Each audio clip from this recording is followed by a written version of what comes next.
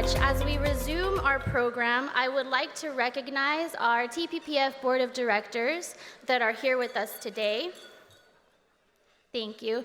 Chairman of the Board, Kyle Stallings, Dr. Jim Leiniger, Tim Lyles, Ernest Angelo, Tracy Baker, Don Bennett, Doug Deason, Vim Head, Stacy Hawk, Chaz Neely, and Brenda Payovich. We are very grateful for you being here today.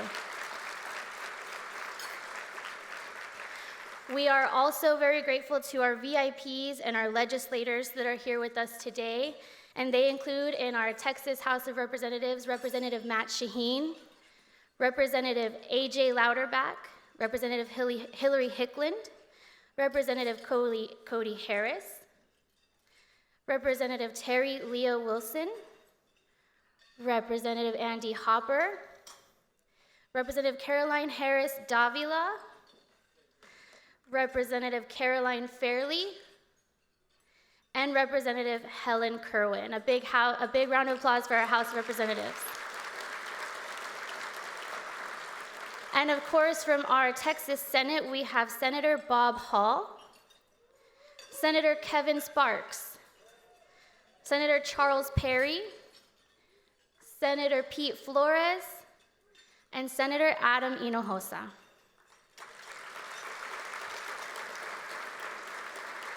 I would like to once again thank all of our sponsors for helping make this year's Texas Policy Summit possible, and a special thank you to Val and Jeff Sparks for their support of today's closing lunch.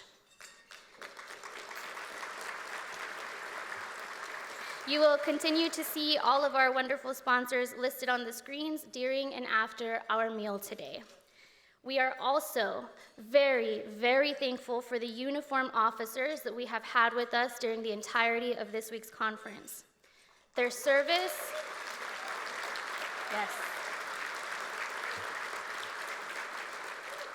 Their service and dedication to safeguarding our communities and our country reflect the very best of what keeps America strong. We thank them for their service and their unwavering commitment. So one more time, please help me recognize our wonderful law enforcement officers.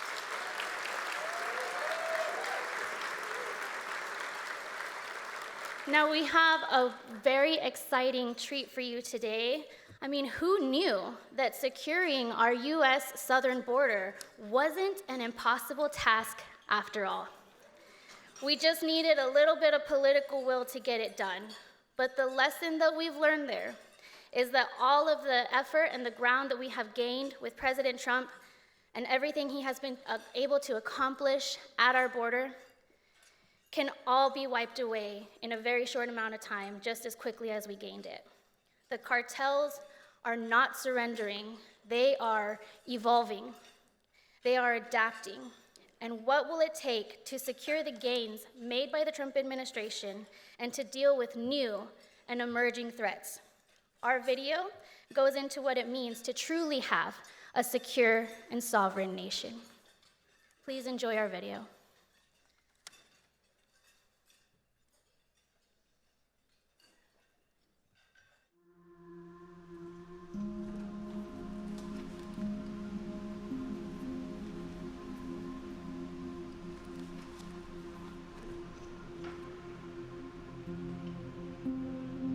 Border Patrol agents will recognize exactly what this is.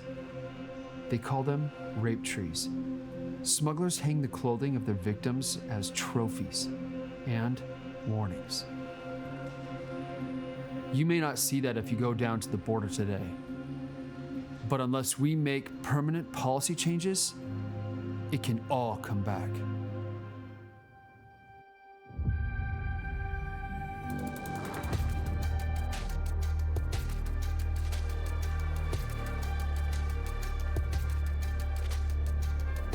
I've spent over 30 years serving this country, 22 in the Army, and over a decade as a Border Patrol agent in the Rio Grande Valley sector, one of the busiest sectors on the southern border.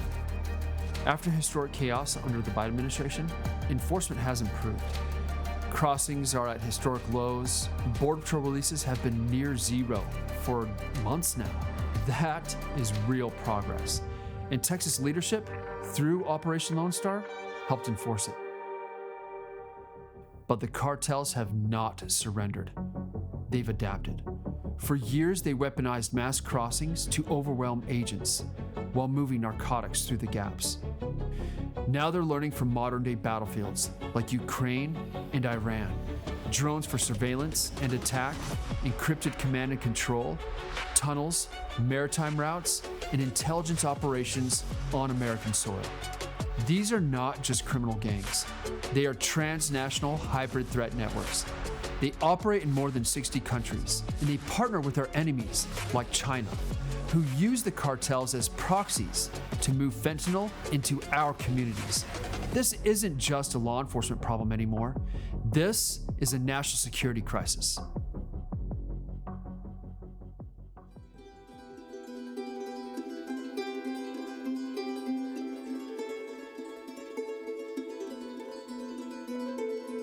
We all know the cartels don't care about the harm they cause our communities, but our own politicians and institutions, they're enabling the threat that remains in our neighborhoods.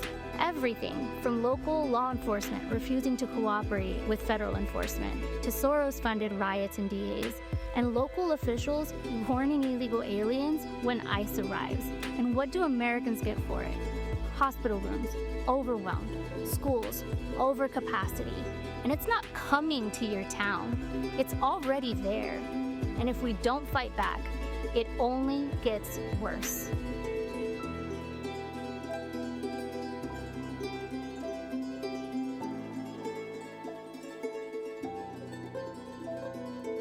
How have Texas and Mexico handled security in the past? For generations, the two nations were partners in a shared project of security on both sides of the border. Information flowed and cooperation reigned. For more than a decade, security cooperation between Mexico and the United States has been on the decline. Joint vetting of senior personnel has ended. Intelligence sharing has been dramatically curtailed. And worst of all, cartel bribes have flowed by the millions to the highest levels of the Mexican state. When Mexican President Enrique Peña Nieto took office in 2012, cooperation with the United States was dramatically curtailed. When President Andrés Manuel López Obrador took the Mexican presidency in 2018, it came to a halt almost entirely.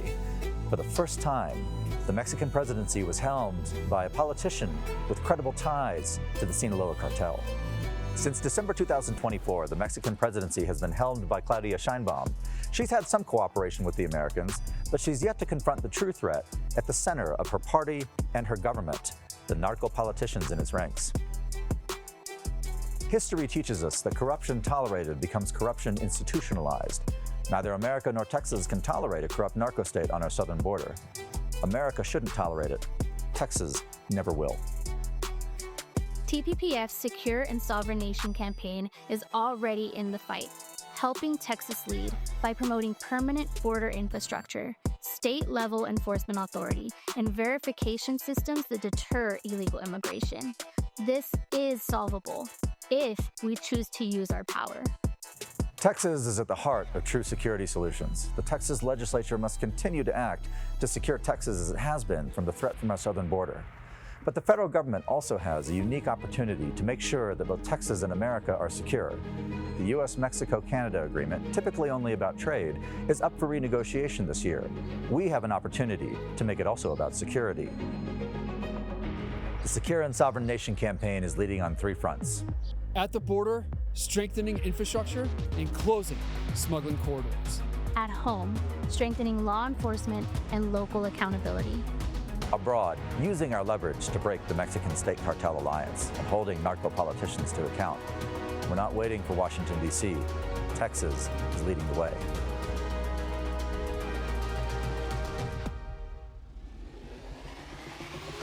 This is the fight of our generation, and Texas has never backed down from a fight. We're already in it. The question is, are you?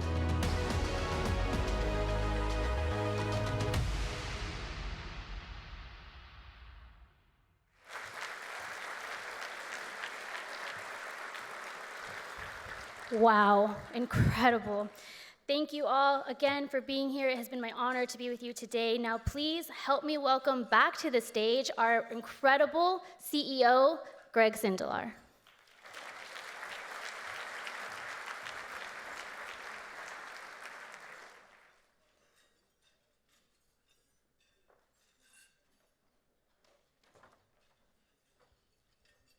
Howdy. How's everyone doing? Oh, I love it. This is like being in College Station instead of Austin. This is great. How about a round of applause for Celine Rodriguez?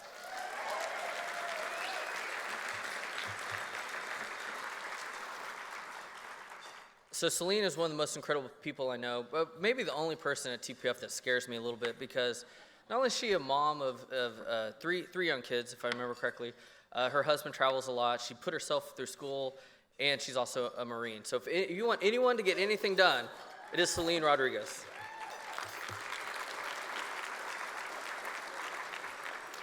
Celine, I look forward to working for you one day. It's gonna be great.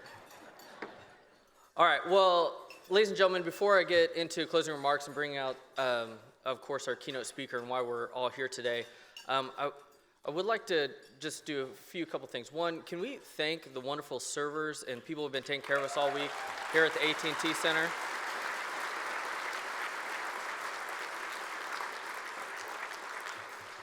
And then Celine already called them out, but you know, the law enforcement officers who are keeping us safe, we have them here almost every year. They're like part of our family. They're always at our events. So please help me thank them again.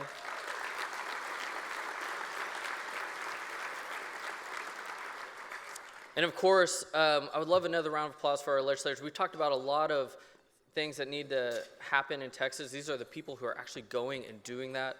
And so, you know, we help them, we serve them, but they're the ones in the arena taking the votes and making Texas a better place. So thank you all so much for doing that.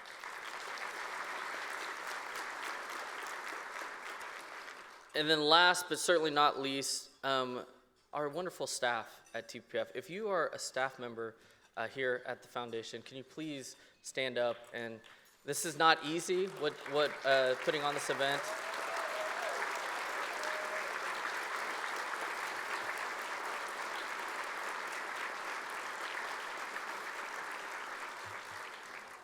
I think Sherry Hanrahan is the only one who's been to every single one of these summits. So you must have started coming when you were like 5 years old, Sherry. I don't know how you did it. And then, of course, our wonderful board who really makes all of this happen. They are the best.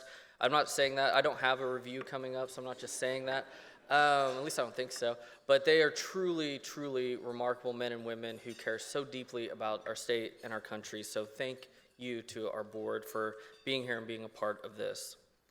So as we close our 2026 Texas Policy Summit, I'm grateful for all of you for working to secure our future. I'm grateful for your intellect, your passion, and your commitment.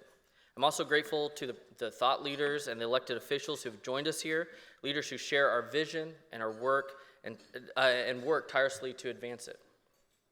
I believe, you know, Texas is a dream location, and it's a dream team that we have put together here, and we need everybody rowing with us more than ever.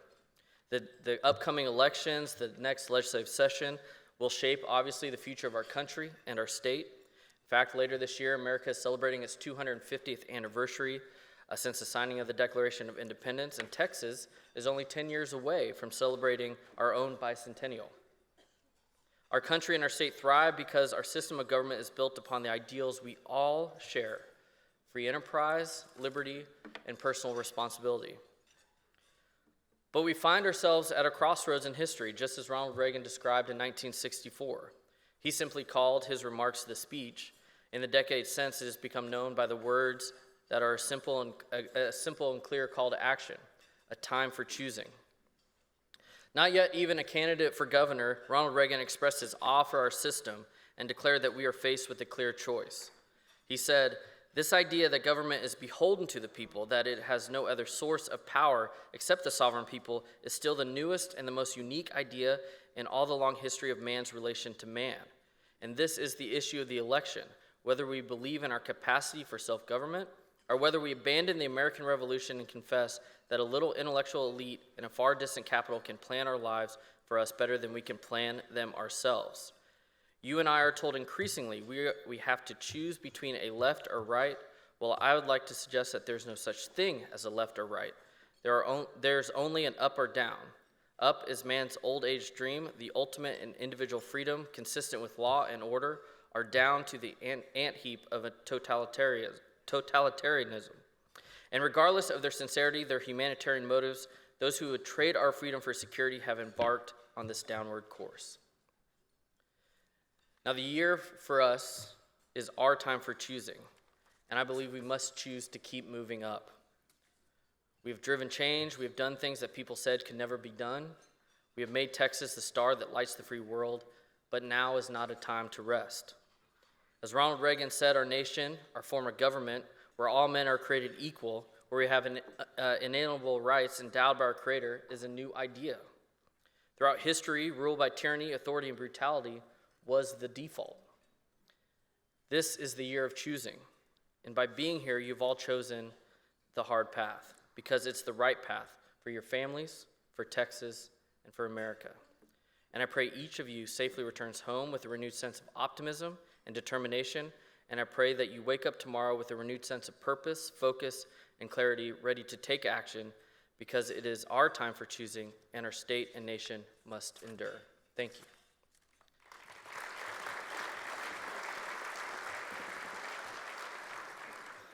But the reason you're all here today is not to listen to me talk or even listen to Celine talk, as wonderful it was, but is to hear from the man trusted to ensure that we are safe and secure here in Texas and across the nation. And so Tom Homan has spent his life working to ensure that. On January 20th, 2025, the first day in office, President Trump appointed Tom Homan as the U.S. border czar, one of the best titles in all of government. I want to be a czar. How do I do that? I'm already a czar. Thank you. President Trump gave Tom Homan 3 tasks. 1, secure the border. 2, oversee the historic deportation operation. And 3, find the missing children the Biden administration lost. And he has made incredible progress on all 3 fronts. And this appointment speaks volumes about both the importance and urgency of the job and the president's trust and confidence in the person he chose to do it. And Tom Homan's whole life has led to this moment. He's a 34-year veteran of law enforcement with 33 years of immigration enforcement experience. He has a bachelor's degree in criminal justice, has been a police officer in New York, a U.S. Border Patrol agent, and advanced from special agent to assistant district director for investigations with U.S. Immigration Naturalization Services. He has a decade of leadership service here in Texas, beginning in San Antonio and then rising to deputy special agent in charge of the Dallas office. And of course, he's been rewarded for his service to our country many times. In fact, in 2015, President Obama gave him a Distinguished Presidential Rank Award for his exemplary leadership and extensive accomplishments in the area of immigration enforcement. And you know, I've known Tom for a few years, and I don't think Tom has changed since that time, but I think maybe perhaps the left and President Obama have changed since then.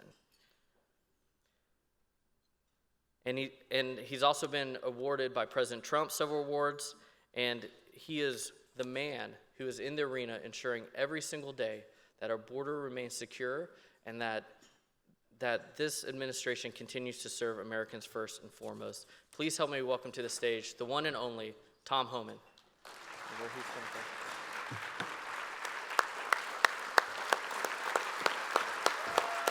Thank you so much for being here. All yours.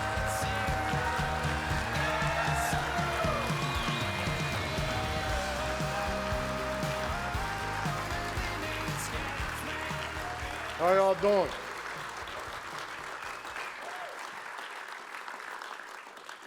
God bless Texas, huh? I got my first pair of cowboy boots a few months ago. Armadillo. My wife's mad because they killed an armadillo.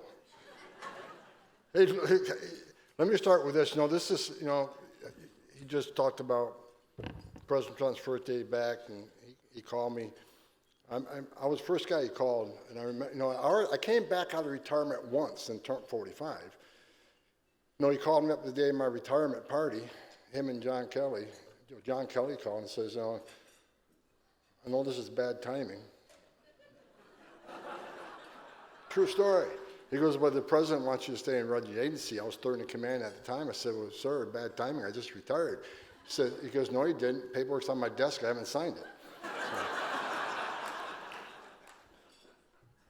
So. So I remember going back downstairs at the retirement party, my wife said, "What's the phone call about?" I said, "You're not going to believe this." And she says, "Hell no, you're not doing it." I accepted a position with this company, making a hell of a lot more money as the ICE director. And she was finally looking forward to no protests, no death threats, all the stuff we deal with. So that weekend, we fought the whole weekend. Sunday night, she says, "What are you going to do?" I says, "What do you think I'm going to do?" "She's going to go back." I says, "Yes." She goes, "Well, I knew you would, and I support you." And I came back on Trump 45. Now, Trump 47, I was actually out to dinner with my wife. At Goodfellas Restaurant in Sackett's Harbor, New York. And I'm phone sitting on the table, and it started buzzing. It says POTUS. My wife looked at me and goes, "Oh, shit. Are you going to go back again?" I said, "You don't know. We talk a lot. You might just call to chat." And he called me up and wanted me to come back. And he was right. He said, "I need you to do three things. He goes, "You've been bitching about it for 4 years on Fox, so I want you to come back and fix the border. I want you to run the mass deportation operation. I want you to find these missing kids." And I said, "Let's go." And we came back.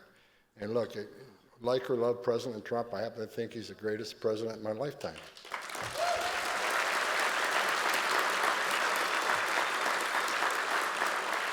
He's not perfect, but if you want the next president to be perfect, you better wait for the second coming of Jesus, because I've never met a perfect man in my life.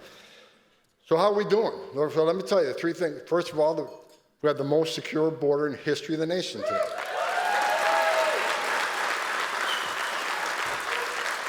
I mean, when we talked the first time we had a discussion after I came back, I said, we'll secure the border, because we did it before in the Trump 45. And we know we would have the help of the great state of Texas. Like, the bottom line is, Texas stood in the gap under the 4 years of Biden and did a lot to secure the border, fighting against the federal government, and they're still partners with us shoulder to shoulder. So God bless Texas, because you guys have stood in the gap from day one. So thank you for that, because you made this country safer. I said, we can do that. We've done it before. We just dust off the playbook, maybe add a few more things. And within 7 weeks, we had 0 crossings. You went from 15,000 a day in some days, 15,000. Yesterday, you know how many people came to the border? 106.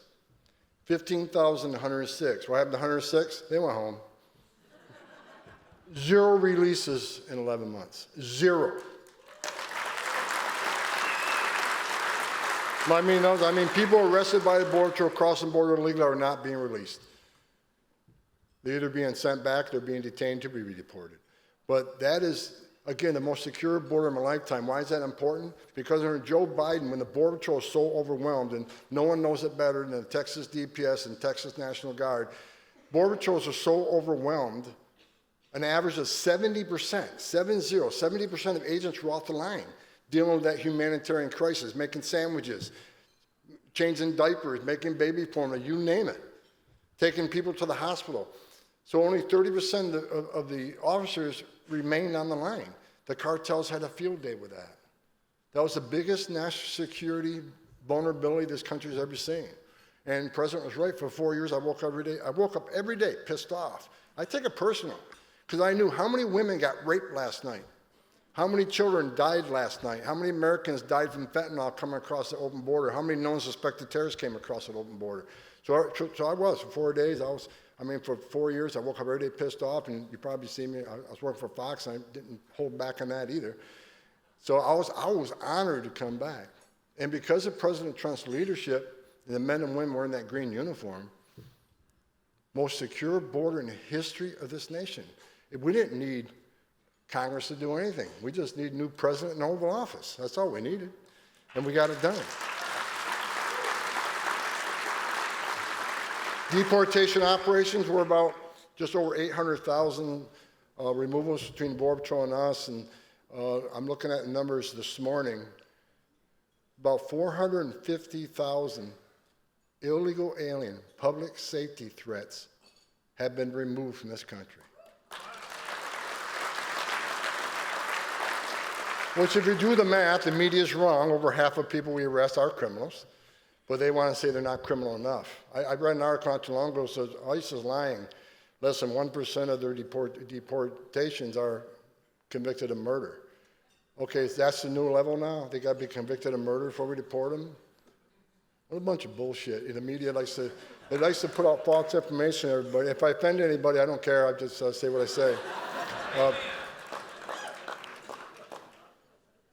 I look at the numbers, and it was high as 72%, as low as 58 to 60% of everybody arrested as a criminal. What's a criminal? Either they have criminal convictions or pending criminal charges, which means we found them in a jail, which means they're probably not a choir boy. And plus they're here illegally anyways, who really cares? They're going to go home. So since President Trump's been in the Oval Office, it's been about 800,000 removals, the majority of them criminals, and that's why you see the murder rate down, you see the crime rate reducing, because President Trump is removing those public safety threats. And he sent me to Minneapolis because things were not going real well, and he sent Minneapolis, and what we did up there is just got back to the game we always played. President Trump said from day one, we're going to prioritize public safety threats and national security threats. That makes sense, because if you've got a criminal alien here and non-criminal here, you always need to get the criminal first because they pose the biggest threat. But it doesn't mean we forget about everybody else. So I see in the media, they're going to get away from mass deportations. They're not going to arrest you. Unless you commit a crime, they're not going to arrest them. Well, apparently they don't know who Tom Homan is, because I have overseen more removals of aliens than anybody since the Eisenhower administration.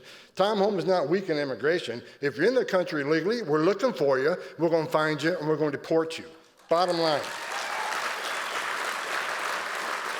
Prioritization doesn't mean you forget about everybody else. I can't believe people don't understand that, but that's what we're doing. And the numbers prove that we're doing it. The record-breaking year before President Trump came back, 409,000 were removed 1 year under President Obama. And I got a Presidential Rank Award for it, because I removed so many illegal aliens. Well, we've almost doubled that, and people don't want to recognize that. So we got a new record. His name is Donald J. Trump, and he just shattered the old record, and we're going to shatter it again this year, because we got 10,000 more agents that are hitting the street. So wait to see what happens next year. Third, the kids. And I told him the hardest of the three is the kids, because 500,000 children were smuggled into this country under Joe Biden, just under 500,000. And released, separated from their families and put in the hands of criminal cartels. If I leave my child in a car going to get a pack of cigarettes, I'll get arrested. But it's okay to put your kids in the hands of criminal cartels to be smuggled across the border. Who knows what the hell happened to some of these children during that journey. 500,000 kids smuggled in the country, released to unvetted sponsors or not properly vetted sponsors. And I knew this. They lost track of 300,000 of them. They couldn't find 300,000 of these children that they released to these sponsors. And President Trump said, I want these kids found. So I said, this is going to be the most difficult mission because it's hard to find children. We can find you. You own a home, you got a car, you pay utility bills, you got credit cards. You have a digital footprint. We can find you, we can find me. How do you find a child that doesn't have a digital footprint? Well, you got to go to the digital footprint of the sponsor. And when the IDs weren't verified, the addresses weren't verified, it's hard to find them. A lot of the addresses we're going to are supermarkets, city parks, churches. The addresses don't exist. So I told them it's going to be hard to do. That's the hardest one. But you know what? Since President Trump's been in the Oval Office, we have located 146,000 of these children.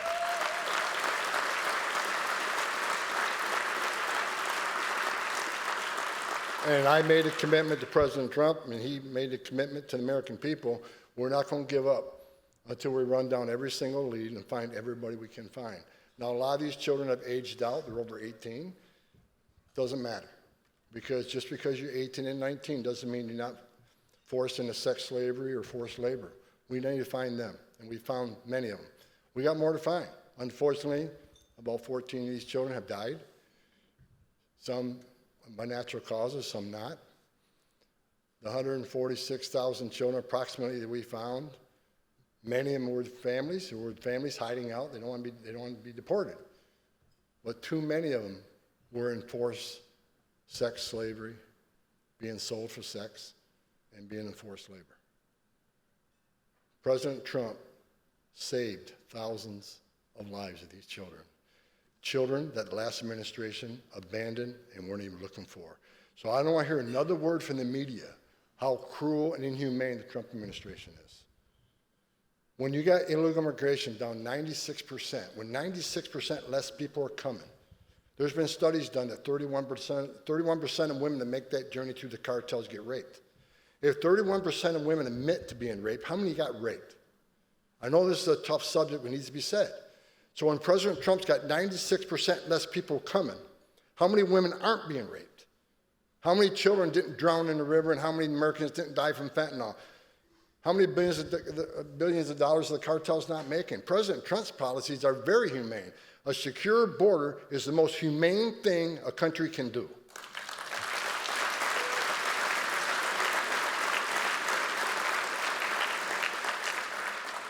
Now, I'd be happy with just those 3 jobs, but my problem is I answer the phone. So I was asked to help negotiate a spending bill on the Hill, sitting down with members of Congress about how to open this government up. I sit at the table, I talk about what ICE does and how we do it, and they say to the media they want to reform ICE before they pass the budget. They don't want to reform ICE, they want to kill ICE. They want to stop ICE from doing what they're doing. They want to tie their hands. They've had their hands tied the last 4 years. And I made a commitment to the men of the Border Patrol and the men and women of ICE that I will never negotiate their policies. I will never negotiate their authorities to enforce laws of this country. So the negotiations aren't going too well. I'm not going to sell out these men and women who took an oath to enforce the law, the men and women who put a Kevlar vest on every day and a gun on their hip to enforce the laws and make this country safer. They're not for sale. So, we'll keep working at it, and President Trump's working with Mark Wayne Munn, great guy, right guy, the right time, the right place, and we're going to get these people paid. But we can't do it at the sacrifice of the men and women of ICE and the Border Patrol. One of these things I want to say, we need the mask off. Masks aren't going anywhere.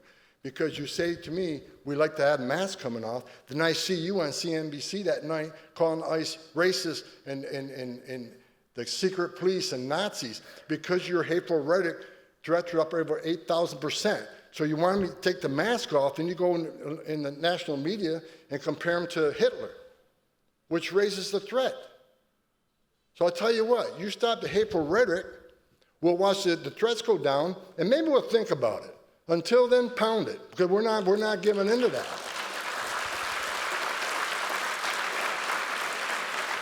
They want to. Well, we need legislation that you don't go into sensitive locations. We did away with the sensitive locations policy on the Trump 47 because there is no sanctuary for a significant public safety threat or national security threat in this country. If we know you're someplace, we're going to come get you, right? But I challenged them. Name me one time ICE has made an enforcement arrest inside a church. Give me one. They couldn't. Well, you hear about it on the news all the time. Give me one. Give me one place, one date, one name. Can't. Give me one time ICE has arrested somebody inside a hospital. They can't. One time ICE arrested somebody inside an elementary school. I've read that too. They can't, because that's never happened. We try to arrest aliens in a safe location. We work hard not to do it in those type of places. And we've been very good at it. But that's not good enough. They want to legislate it. Not going to do it. I mean, bottom line is we shouldn't have to legislate policies to get appropriated funding for DHS to do our job. If you don't like what we're doing, members of Congress, then change the damn law. We're not making this shit up. We're enforcing laws you wrote. So if we're Nazis for enforcing it, what's that make you? You wrote it. Jeez.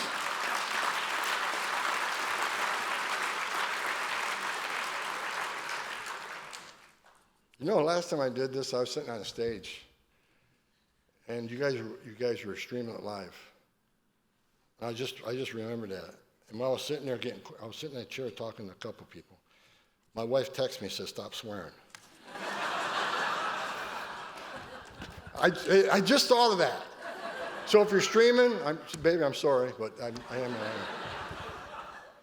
So where are we at right now? Look, bottom line is we're going to keep pushing the enforcement operation. Sanctuary cities, shame on you. You're a sanctuary for criminals.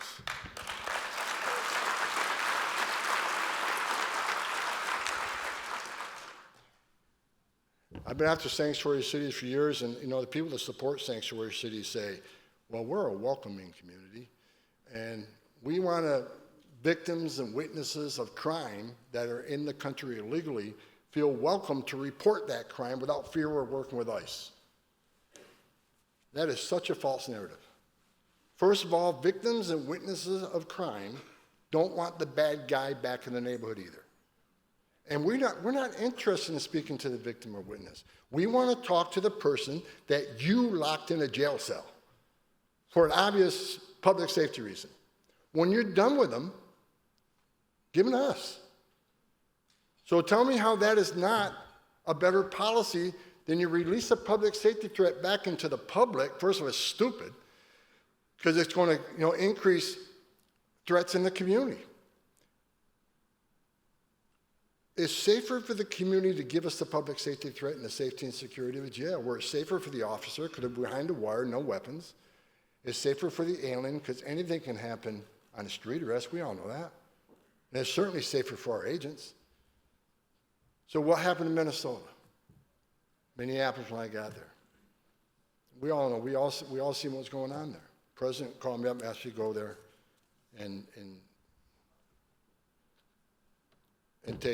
come out of there with sensible, de-escalate the tension and come out there with being in a better place than where we went in there. And that's exactly what we did, because I don't know, they got like 80 counties, and we got the state. And as of today, just about every one of the counties are now making a phone call before they release a public safety threat. What's that mean? That means it's safer for the community, it's safer for the agents, it's safer for the alien. It's just common sense. So for sanctuary cities, like DOJ suing you, I hope they win. I think if it gets up to the Supreme Court, it will.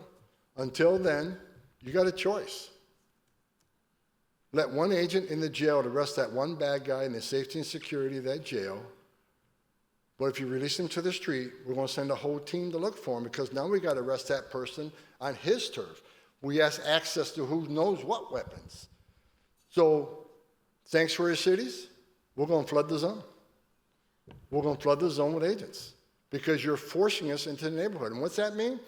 That means when we find the bad guy, and many times we do, most of the time we do, they may be with others. Many times they're with others that may be in the country illegally, but are not a public safety threat. Well, guess what? They're coming too. So if you want less collateral arrest, let us in your jail. They're not going to win this. They're not going to win, because I think the American people want the immigration law enforced. They want a secure border, and they want bad guys who are in the country illegally to go home. And that's exactly what we're going to do every single day, 24/7.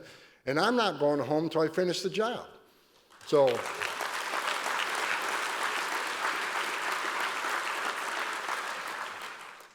my wife saw that, that just pissed her off.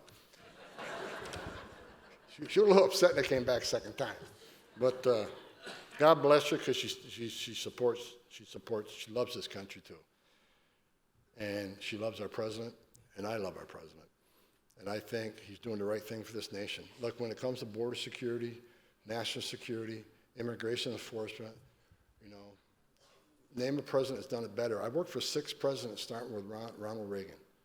I respected every president I worked for because they were the president of the United States. Even Clinton and Obama took some steps to secure the border. They took some. But no one did better than President Trump. His successes have been unprecedented. And it's the most secure border in history, record deportations, 146,000 children. I'm not going to take credit for any of it. It's under President Trump's strong leadership, and the men and women wearing that green uniform standing on that line every day, and the men and women of ICE. It's them. It's their words. It's their work. It's their action. It's them putting themselves in harm's way every day. So if you see a Border Patrol agent, ICE agent, simply say thank you, because that's what they deserve. Because what they're getting from the left are being attacked, they're being doxxed, they're being attacked, they're doxing their spouses, they're doxing their children. I know for a fact it's happened to me. Well, they can dox me all they want. Tom Homan ain't going anywhere. I'm here till the job's done. But we got to thank the men and women of ICE and Border Patrol, because it's a tough time.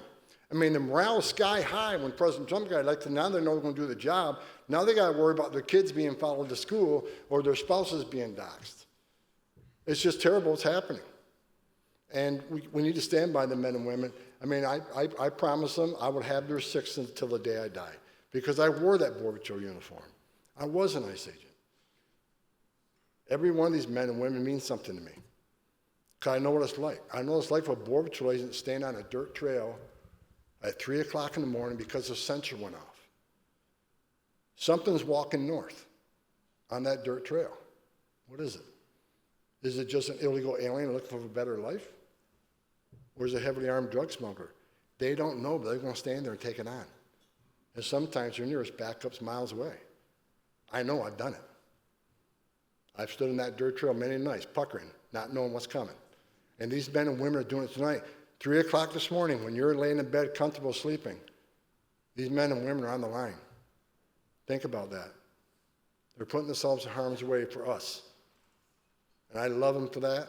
I respect them for that. And I always support them for that. And now we got a president that has her back. What Joe Biden did and Alejandro Mayorkas did, in my opinion, was treasonous.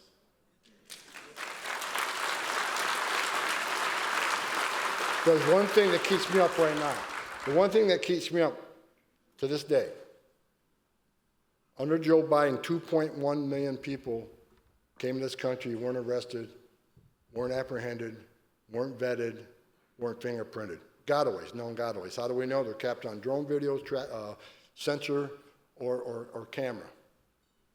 We see them cross. We just couldn't get to them. We're too busy changing diapers, making baby formula. 2.1 million people paid more to get away. Think about this now. You pay the cartels one amount of money to get to the border, see a green uniform, turn yourself in, get released within 24 hours, get a free airline ticket to the city of your choice, get a free hotel room, about $500 a night, get 3 meals a day and free medical care. But if you pay more, the cartels will get you across the border and get you to Chicago, New York, or wherever without ever being arrested. Why did 2.1 million people pay more not to take advantage of the giveaway program? Because they didn't want to be fingerprinted. They didn't want to be vetted. That should scare the hell out of all you, because that keeps me up at night. Who are they? Where do they come from? Why are they here? They certainly are gang members. They're criminals that couldn't pass vetting. Or they're people from a terrorist-sponsored country. And right now, when we're in an elevated threat posture, as we are because of what's going on in the world, this scares me. You've heard Tulsi Gabbard, heard others in the intelligence community. What the Biden administration did is put this country at great risk. Again, I'll say it again, the biggest national security blunder in the history of this nation happened in those 4 years. And you had Alejandro Mayorkas sitting in front of the Senate under oath every time he testified saying the border was secure. You had Kamala Harris saying the border was secure. Biden didn't know what he was saying. And I'm glad that the United States borders are, when you follow failure, you got to look good. So for me, ladies and gentlemen, I'm happy to be here in Texas. God bless Texas. Texas, they're doing great. We got more 287G agreements than we ever had. We need more. Florida's beating you on 287G. And we want more. I got a close relationship with the governor, Governor Abbott. We're going to move those numbers up. As far as your border security is mainly a federal responsibility, but we couldn't do it without your help. I mean, what Texas did in that 4 years, and I said this many times on television, every illegal alien at DPS or the National Guard stopped crossing that border or apprehended after they crossed that border. How many pounds of fentanyl didn't get into the country to kill Americans because of the troopers in the National Guard of Texas. Think about it. And think about this. Everybody the Texas National Guard or troopers arrested was one less gotaway because they didn't arrest them, they were gone. So how many more gotaways would there be if it wasn't for Texas DPS and Texas National Guard? God bless Texas. You guys stood the gap. I'm proud of Texas. You guys are right there with President Trump. You're shoulder to shoulder with me. I talked to Governor Abbott quite a bit. I don't care if you like him or love him. I think he's doing a great job. I think he's done a lot to secure this nation, not only protect Texas, but protect the nation, because most people don't stay here in Texas. They're going beyond. So not only did Texas help protect Texas, they help protect the entire nation. I love Texas. Texas rocks.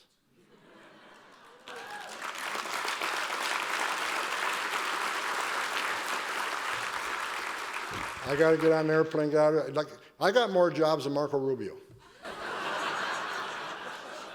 Because not only I got the 3 jobs, then I would say go up on the hill and negotiate a budget. Then I get a call one morning from the president, greatest president in my lifetime, calls me up early, says, "What are you doing?" I said, "I'm sleeping." True story. Said, "What do you think about putting ice at the airports?" I think it's a brilliant idea. Great, because you're in charge of it. I just want to mention that in closing. The men and women at ICE were being attacked by members of the Hill, members of the media. They went to the airports. They got American people through those lines quicker. But most importantly, they helped secure that airport with less TSA agents coming to work, some quitting to get other jobs. Again, in the heightened threat posture we're in right now,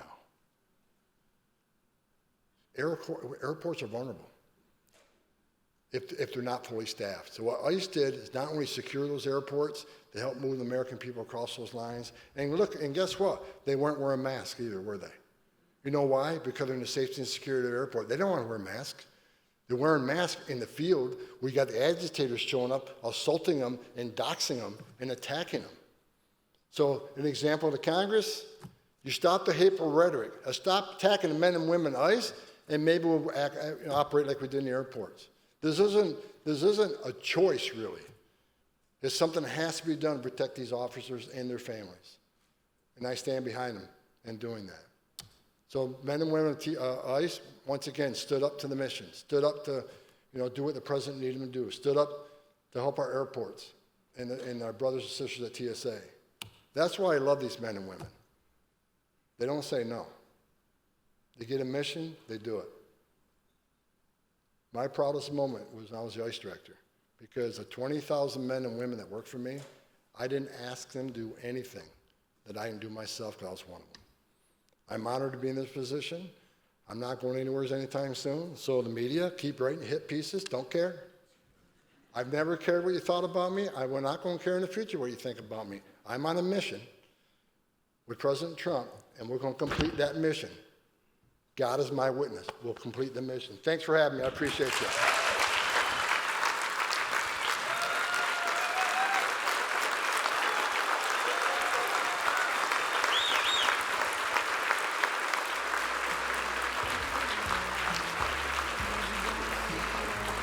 Holy smokes. Keep it going for Tom Homan.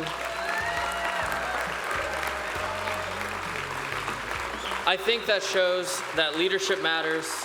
Thank each and every one of y'all for being in the fight with us. And thank you so much for everything you do for Texas and for this country. And that is it. God bless y'all. God bless America, and God bless Texas. Thank you.